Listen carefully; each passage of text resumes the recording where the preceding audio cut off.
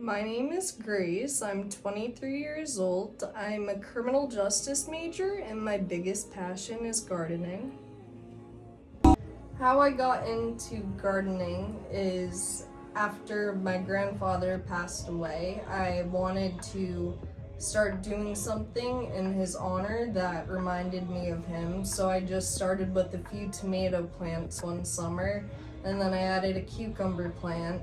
And then by the following summer, I was growing beans, peas, squashes, and all types of stuff to the point my parents were asking me to stop.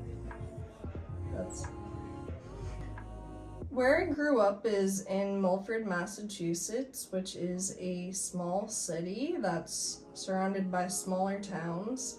It's closer to Middlesex County, but where I grew up, my grandfather had a garden, and I was always his little helper.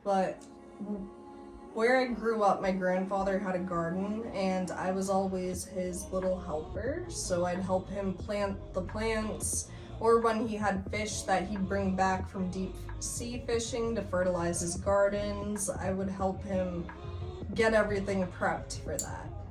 Yeah. Companion gardening is being able to plant two plants, say tomato and squash, together, so that way they have a symbiotic relationship with pollinators. So say squash attracts squash bees, those squash bees will then move on to the tomatoes that might have not had as much of a chance to be pollinated. And the same can be said about peppers. With peppers, you want to plant them in a circle, and there's certain herbs, I believe borage is one of them, but if you interplant those, the pollinators absolutely go wild, and apparently the peppers grow in abundance. So that's my plan for next year.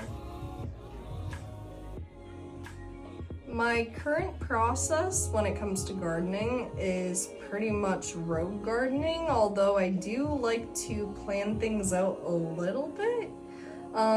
Next year I actually have a whole grid by grid set out, so that way my plants become much more organized. But this past summer my garden was quite hectic, to say the very least.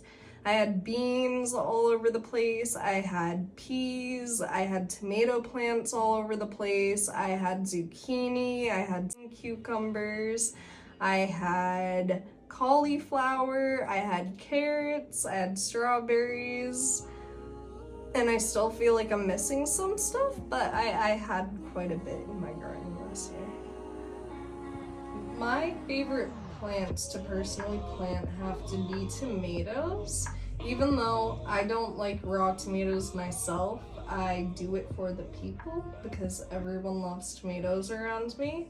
But personally, I love cucumbers the most. I love slicing them up and putting them in a fresh cucumber salad with feta cheese, Italian dressing, red pepper, and it's delicious. So, those are definitely my favorite plants, but I'm very good at growing beans. I've already found a great teepee structure that they end up wrapping around themselves and growing upwards on their own, and my bean plant was growing onto the top of my garage this summer, so I had to stand on a table to reach the top, and I felt like Jack and the Beanstalk.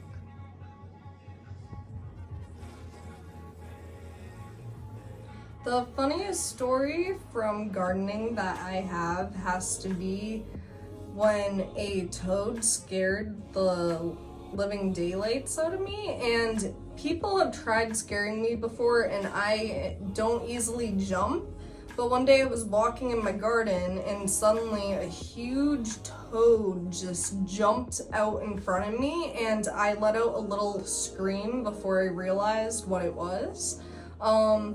But yeah, I've had tree frogs as well in my garden, but they tend to just be more adorable and they sit on flowers, so Hey, I never knew that.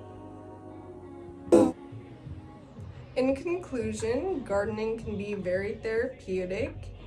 Just take your time, and it's always amazing when you're able to eat what you've grown all by yourself. Nothing can even compare to how that tastes.